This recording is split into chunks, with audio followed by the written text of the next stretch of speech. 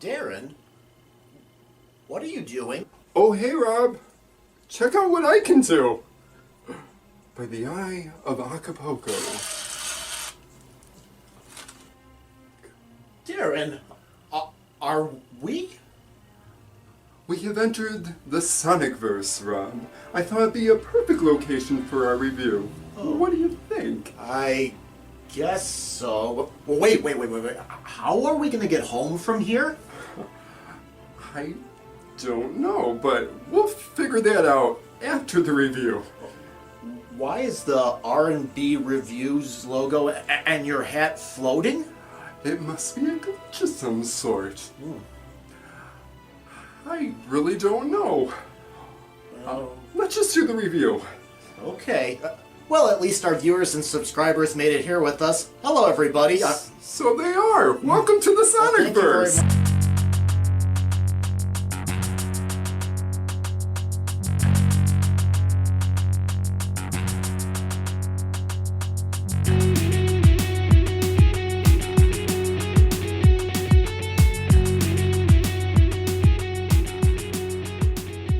Out R&B Reviews. I am your host, Rob, and once again today I am joined by Darren! Darren. Thank you very much for taking me into this world for we can review the movie. Oh, no problem. I thought it'd be really cool for our viewers, too.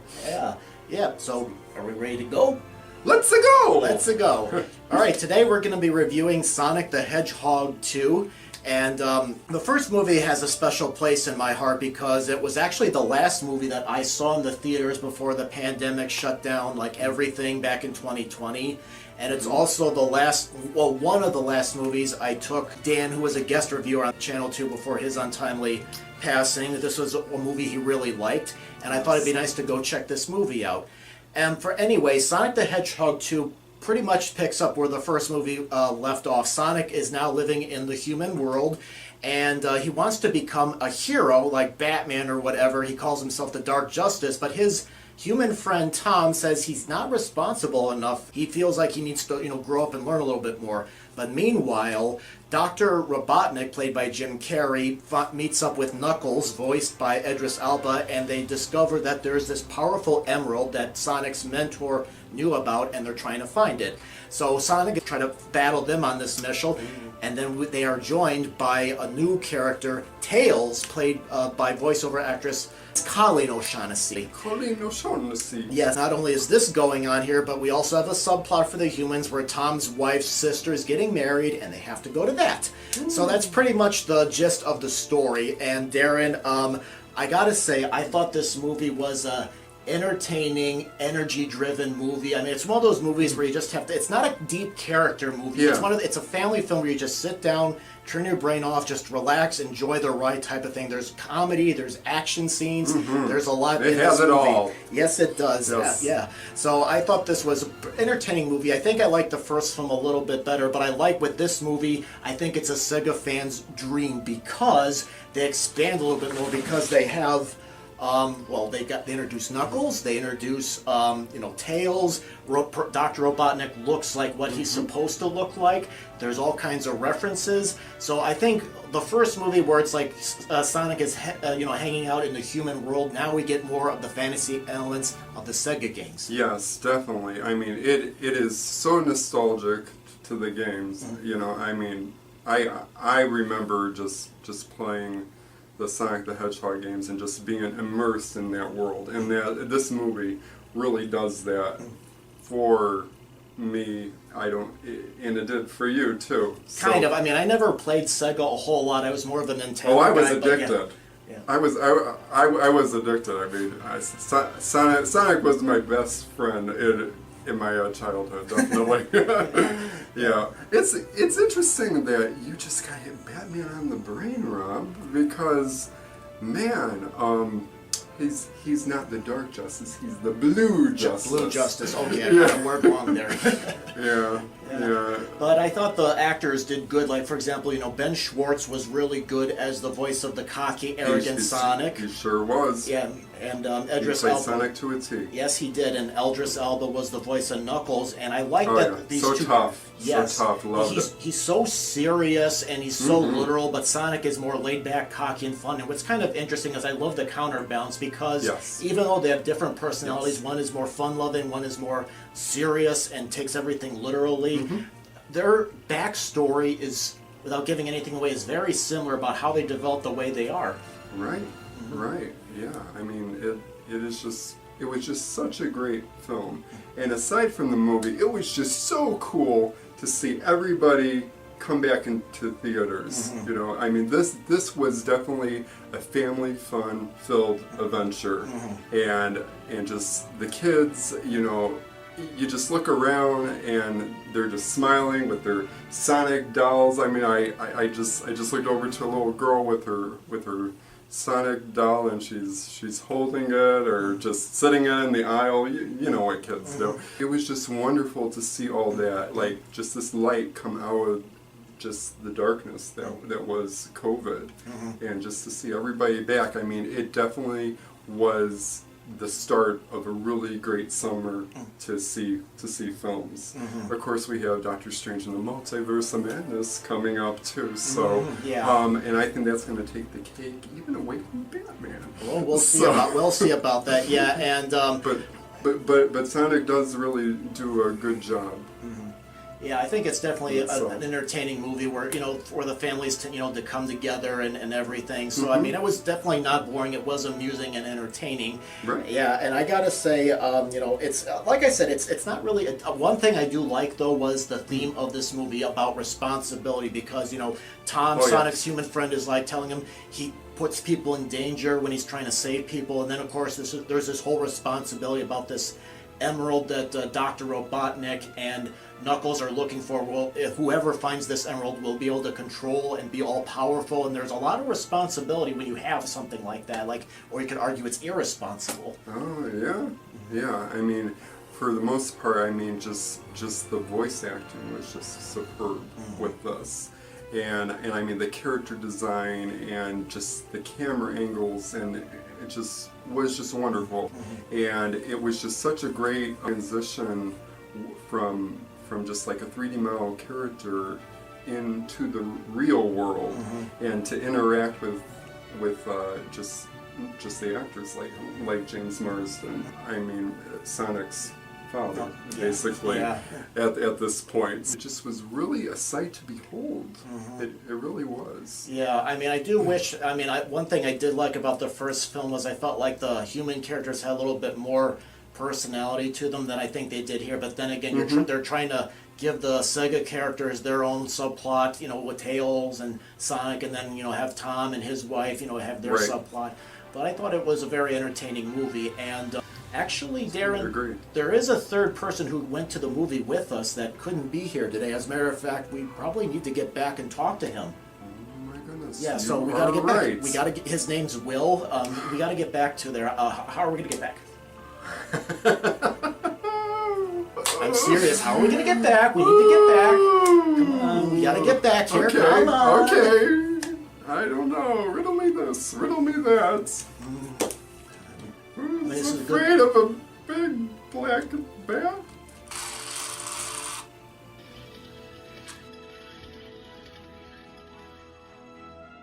Alright, and now joining us for this part of the video is our friend and occasional guest reviewer, Will. You might have seen him in the first movie review for Venom, and he also appeared in Dan's video memorial, and he's right here showing up. Hey, Will, how you doing? I love your ears, Will. I just love them.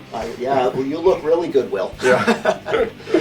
I trust that however I appear on screen right now, it's fantastic. Well, it was just an experiment. Yeah. You saw Sonic the Hedgehog 2 with us. Had you seen the first movie before you came in with us to see it? No, I had not. I actually saw the first movie afterwards, because I had some time after the movie, and I watched it over the course of a couple days. Oh, really? Yeah. So were you kind of confused when you saw the second movie with some things? I will say, I was very interested to see how it would hold up from a outsider's perspective. I mean, sort of outsider. The Sonic, 16 and I believe 32-bit games on the Sega Genesis were kind of the only video games I had growing up, so I played the heck out of those, and I got a lot of the references. I knew who these characters are. I even know a bunch of the story of the later 3D games when it gets real weird.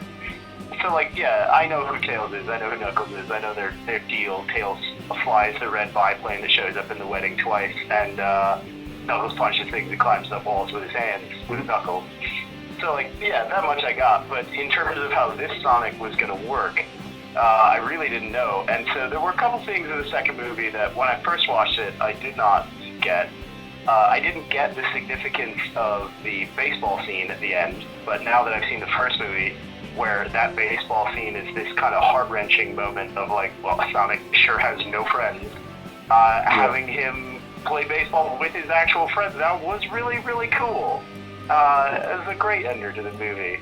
Not having the setup from the first movie, it was just sort of fine, but having watched the first movie, it was great. Yeah, I was kind of clueless on that scene too, because unlike you, I did not see the first movie, so I really had no idea really what to expect either. So that baseball scene, I mean, it didn't really hit a home run with me, so to speak. But yeah, and I mean, when it first opened up, I mean, I didn't know where we were with Dr. Robotnik, what had happened, but oh man, there was a moment as the movie started where, Rob, you didn't say much to me during the movie in terms of explaining what was going on, but the fact that when it started, you leaned over and said, this is where he wound up at the end of the first movie, the Mushroom Planet. Mm-hmm. If no one had told me that, I would have been so confused. Yeah. Now, oftentimes with sequels, it's hit and miss. Sometimes the sequel, it's like its own contained adventure, but in some cases, like this one, you have to have seen the first movie in order to understand what's going on. Because like you just said, some of this stuff, carried over from the first movie. Now, you mentioned, Will, that you were sitting next to me and you were laughing and you were getting into some of this stuff, and I didn't really play Sega that much, so I didn't get the references quite like you did. Yeah. So and I kind of didn't either. Can you explain a little bit more about that, Will? So the rings, the way they're used in this movie is somewhat original. The main way the rings are in the games is a symbol of how well you're doing, how many hits you can take. Every time you take a hit, you lose all your rings and they explode out from you in this big rain of rings, and you have to go race around and collect them. And every time you get hit, there are less and less rings for you to pick up. So in that sense, they're very different from how they are in the movie where they're portals. But there is some precedence as the games go on and they use rings for more and more things, for using them to warp to different dimensions. So that totally makes sense. Right. But the way that having access to portals makes Sonic safe or vulnerable was kind of neat. The way that every time he gets hit and his bag of rings flies off from him and they all go scatter around, and you're like, oh no, Sonic's in trouble. That's a 1-to-1 match to the reaction you have seeing him lose his rings in the game. That was kind of neat. Mm-hmm. Yeah, it definitely was, and I think that they were really inspired by Doctor Strange, how he does the rings.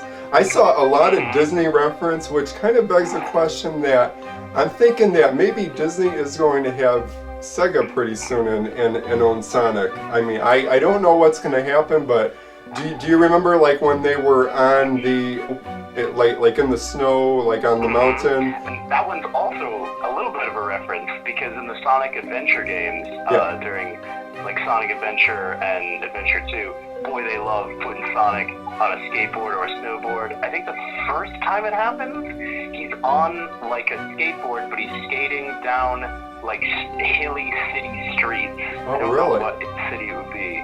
But he's grinding and doing cool turns around train cars on concrete, and it's radical kids. When he got a snowboard and started going down the mountain, I was like, you can't give Sonic a mountain and not expect him to snowboard down it. Yeah, and I mean that definitely was like a really cool scene in this movie.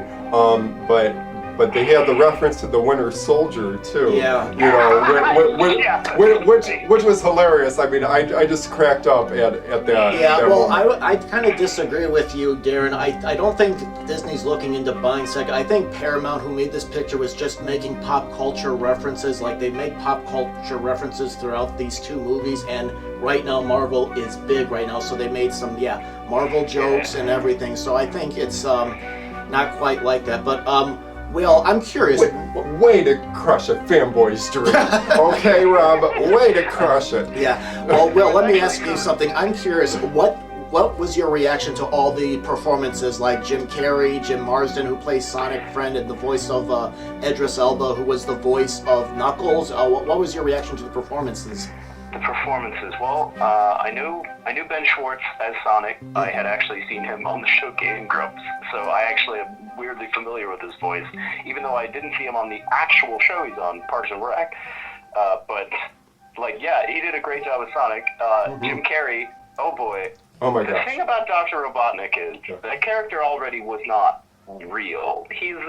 None of them are really, but Dr. Robotnik is extremely hammy, and I would not have guessed that, like, Ace Ventura, the pet detective, would mold so well into Dr. Robotnik. It's got that same, like, childish, super cocky energy, and, like, the way he gives all these little, like, backhanded snipes to the people around him in that weird pet detective way of, like, thank you.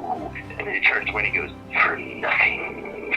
Yeah. Oh my gosh. Yeah, it definitely was a joy to see him, like, when he got all powered up and he's like, you know. The second movie. So the first movie, having seen it, I might have been a little off-put by that Dr. Robotnik or Eggman, but knowing that he would wind up how he winds up in the second movie, I was totally fine. Second movie was a great Eggman. He is Eggman in this, even though his actual name is Robotnik, but, like, Sonic calls him Eggman. Yeah. But his name is Robotnik. That's what it is? Yes. Right. Well, I mean, you remember, like, Dr. Robotnik from the actual Sonic game. I mean, he basically was like a shape of an egg.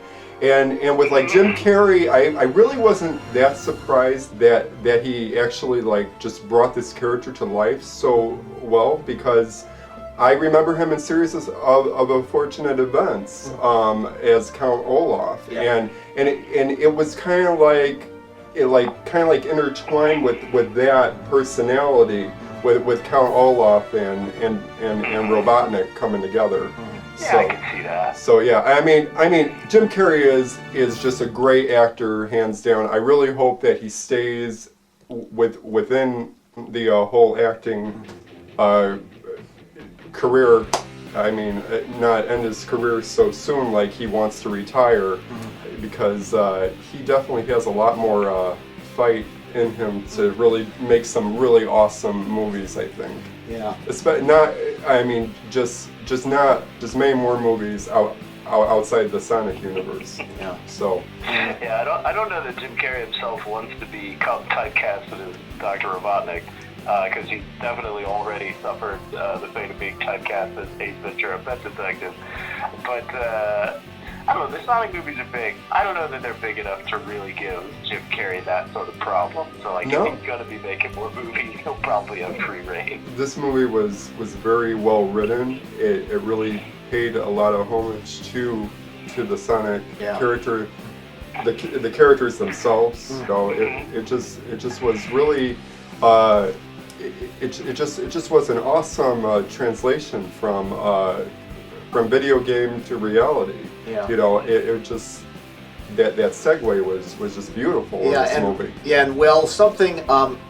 Now, do you feel like the sequel was an improvement over the first film? Because the first film, I liked that it was more low key. You saw Sonic kind of become friends and allies with human beings, and then in the second one, it kind of went bigger. Like, he went outside the town of Green Hills, and he's trying to be better. I mean, do you think, like, it was good to open up? It was weird. Having seen the second movie, the initial impression I got was, one, I didn't know who these human characters were outside of the basic knowledge that Tom like exists, that Sonic has human friends. I sort of thought they were younger. Didn't realize he was like a sheriff. But you pick up on that quick. They do good establishing work in the second movie in a way that's a little bit difficult to realize unless you haven't seen the first. Like, they establish that Longclaw, Sonic's lost surrogate mom, they established that the rings are teleporters. Tom and his wife, I don't remember his wife's name. All I remember is Pretzel Lady, because I watched the first movie so recently. Donut Lord and Pretzel Lady. They established them, but like, there were a bunch of scenes of the human characters, and some of them didn't have Sonic characters in them at all. And I remember thinking, like, I wonder if it's quite hard to animate these characters, and so they're like, when we have the human characters and they have plot beats, maybe just make it all human characters when we can get away from it. Those shots are way cheaper to make. And two, boy, people sure loved Pretzel Lady's sister. They gave her so much love in that second movie. And me, having no experience with her, I was very much like, who is this character? Why are we spending so much time on her wedding? And even then, she breaks up with her catfishing government plant husband. And then the movie's like, well, we can't just leave it at that. They have to get back together. And it's like, it's fine, movie. I don't care about these two. You have an intergalactic diamond and a space echidna, last of his kind, and a super tech fox and Sonic the Hedgehog. They just snowboarded down a mountain. Come on. Yeah. And there was a good opportunity in there, in those wedding scenes. They had a couple scenes that were like playing around with the idea of Tails' gadgets getting used by humans and the weird contradiction of how advanced they are and how they all look like toys because that's Tails' aesthetic. But those scenes just felt like they just didn't work for some reason. Like, it's just editing problems in there. So that wedding scene was really memorable to you, I see. It was the bit where the movie felt the longest to me. Okay. So I'll stop harping on it now, except for that note, that like, the scenes at the wedding and leading up to it, I kept being like, why is this here? Yeah, well, they got to do something with the humans because Sonic is off doing his own thing with his group of characters. So, yeah, while in the first movie they were kind of working together, sort of. The scene that I'll never forget is when Sonic and Tails are lost in Siberia.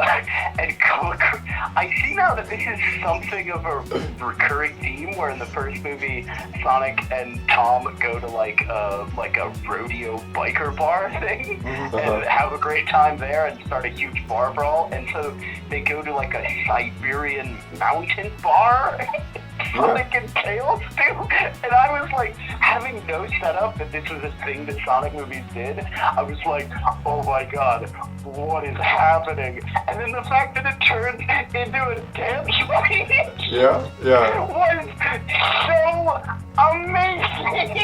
It was. I like towards that part of the movie, I really had the most fun with this movie because like. Just the Siberian like characters, I mean, the humans were just, I mean, their facial expressions and their actions. I mean, it just really drove that scene, and it just like it actually felt like you weren't even watching like Sonic and Tails, like apart from reality anymore. They were actually like in reality, and everything made sense in the movie at that time, which was it was just a brilliant scene. I totally agree with you when they went to Siberia. Yeah, that was actually in general in the movie. I have a little bit of a complaint that like the shot composition tends to have like the humans separate from the CG characters, or like the humans and CG characters together, but they don't get to touch. Like, I imagine it's a similar budget problem. Like, it is really difficult to make these shots work, but it still, it was missing from 2 in a way that when I watched 1, it didn't feel missing from 1. But now that you mention it, that Siberian mountain cavern scene absolutely had everybody on the same screen all the same time, dance fighting each other. And that's probably one of the reasons I liked it so much, is because it felt so together, and everybody felt like they were sharing the same space, bouncing off of each other. And also, I wanted to say, both of those scenes improbably do so much good work. They're such good character scenes for being so outlandish. Like in the first movie, it is this like initial bonding moment where Tom and Sonic finally become friends, and Sonic sort of gets a grip on like, hey, there's a bunch of things that I actually still want to do on Earth, and like it solidifies like his desire to stay. Where in the second movie, it's a great moment for Tails.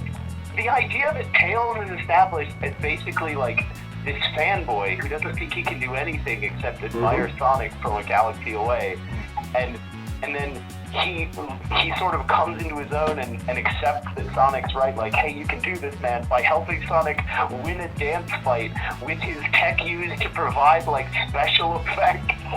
Yeah. And his helicopter stuff, doing like an air show for it.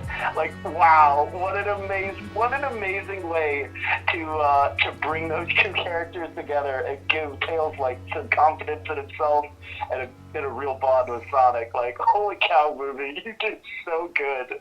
Tails really strove for like confidence, but yet he had like all this technology, and he was a genius. You know, if it hadn't been for him, you know, Sonic and him would have been doomed in this movie if it hadn't been for Tails' genius.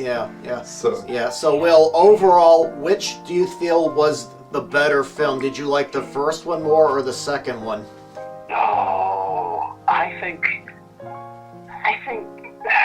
it feels like it's doing the second one a disservice, but I do think I liked the first one more, because I feel like it kind of came together more.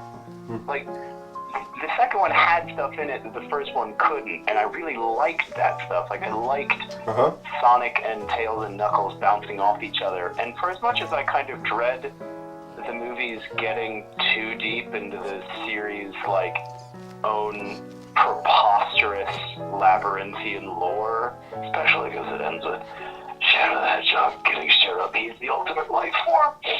But like, as much as I dread that, I do really like this sort of campy sci-fi high stakes stuff. I like Robotnik having a giant mech. The first movie's the kind of movie where you just can't do that. But the first movie, the characters feel like they're integrated more in terms of like a cinematography way, and there were almost no scenes in the first movie where I was like, I don't get what's going on. Honestly, that might just be me thing, because I didn't watch the first movie before the second. So maybe I shouldn't hold that against it so much. All right. Trying to account for that bias. I would say they're about equal. They're very different movies. I would say they're about equal, because a lot of the shortcomings of the second movie would have been made up for if I had watched the first one. Right. Yeah, I mean, this movie really makes me want to watch the first movie. I recommend it because... really? Yeah, okay. I do. Because... Is it that good compared to this one? Well, here's how I see it. The first one I liked a little bit more. I mean, to me, the first movie wasn't quite as funny, but I mean, I liked the whole theme of this outsider who's... like, it's like, to me, like the Teenage Mutant Ninja Turtles from the 90s. You got these outsiders that are kind of in the shadow, and they want to be part of something, and they're lonely. And then eventually they join forces with the humans, and I think the message was a little bit better. This one I thought was more about getting the laughs. I thought this movie moved at a very good pace. And this movie is almost 2 hours, and it didn't feel like it to me. Like, it didn't feel like a very long movie. No, the wedding it didn't. No, it didn't. But the rest of the movie felt like I was very immersed. Yeah, and you said, Will, that the wedding was slow. This movie, to me, had no slow spots. It was moving consistently. But one thing I will say about the second movie is I feel like the movie was more adventurous. Like, the first movie, they didn't really go on... they kind of went on an adventure, but this one was more extravagant. They went to all these different places and stuff. And then, of course, you know, Sonic is getting character development with Tails and Knuckles more. So I think I like the first one slightly more, but the second one I think's got more in. Like a character like Sonic you would probably expect this movie to go really, really fast because he is a fast character. Just kind of like how Spider-Man just No Way Home, you know, just like swung through the entire movie. I mean, that was just like so well paced, and I mean, Sonic 2 was definitely up to par with Spider-Man No Way Home. I mean, I did see that similarity. Of course, I could pick out any Marvel similarity in a movie because I really want Marvel to have it all. Okay, yeah. So and Disney. Yeah. Those are just my loves, okay? Yeah. And again, I know that you disagree with me, Rob, but I think that's where it's going. Oh. If Disney could get Paramount and everything, and I mean all the universes combined with Marvel, Disney, Sega, Nintendo, it would be awesome. No, it would be Disney would be too powerful. I don't see that happening. But Disney is powerful. Paramount's got his own everything. Paramount's got its own streaming service. I don't see them doing that. All right, well, let's go ahead and do ratings for this movie. So instead of doing stars like we normally do, we'll do rings in honor of Sonic. So, Will, let's start with you. How would you rate this out of 5 rings? Well, I think it's a little hard because I did like this movie quite a bit, and there's nothing like pulling on my nostalgic heartstrings for the games that I grew up with. But I've walked out of other movies in the theater, like recently seeing The Batman. I walked out and I was so happy and jazzed about the way that movie went. This one did not hit me quite the same way, so I don't think I can give it 5, but I'll give it 4 rings out of 5. Are you serious? You like the depressing Batman more than this movie? If Shadow the Hedgehog shows up and he is as broody as that Batman, that'll be the first time I like Shadow the Hedgehog. That Batman was no Batman. Well, I mean, I like that it was different. I mean, you can't compare a action superhero film noir mystery drama to a family film, so I'm gonna give it 3. I mean, I was amused by it, and I mean, I did laugh, and it was not boring. But I think this is more for people that grew up with Sega, which I didn't. Because Will, I mean, I was sitting between you two, and you guys were laughing at stuff that I didn't get. Really? But yeah, but I think it was hilarious. Everybody was laughing. Yeah, where were you? There was some stuff I just didn't think was that funny. But regardless, I think this is a good family film. I think for people that are trying to get back in the swing of things, that want to watch a movie together, I think this is perfect. I would give it 3 rings out of 5. Okay, well, I'm going to surpass you all. I think this was an awesome movie, and it was just such a joy to see families come back to the theater again. Just how integrated the characters were in reality. And the special effects, the camera work, I mean, this movie was just so well written. This has to be just the beginning of just great movies to come, especially for family. So I am going to give it 5 rings. Yeah, I can't count. 5 rings because it just really hit home at how heartfelt, how fun this movie was. I think everybody should definitely see Sonic 2. And it's really sad because I think I agree with that. I think everybody should. Yeah. There is a scene in the middle of the credits that I think they're going to try and set up a 3rd movie, so we'll see. Yes. But anyway, Will, Darren, thank you guys very much for coming and doing this video. Oh, and it's a joy to experiment on this one. Yeah, and absolutely. So, Will, thank you. All right, well, guys, if you've seen Sonic the Hedgehog 2, what did you think of it? Please post your comments in the comment box below, and feel free to, like the video. Please like the video. Check out some other movie reviews that you can watch in the comforts of your own home or in the theater. And please, if you subscribe, please hit the bell notification so you can get an update on whenever a video gets uploaded on this channel. So, guys, thank you very much for coming today and getting this portal opened up so Will could participate. Yeah, no problem. Hey, Will, I just got... These rings are great. Yeah, I just got a question for you. Did I make your butt a helicopter like Tails was in the movie? Jeez, it's behind me, so it's hard to tell. I don't know. Viewers will have to let me know. Yeah.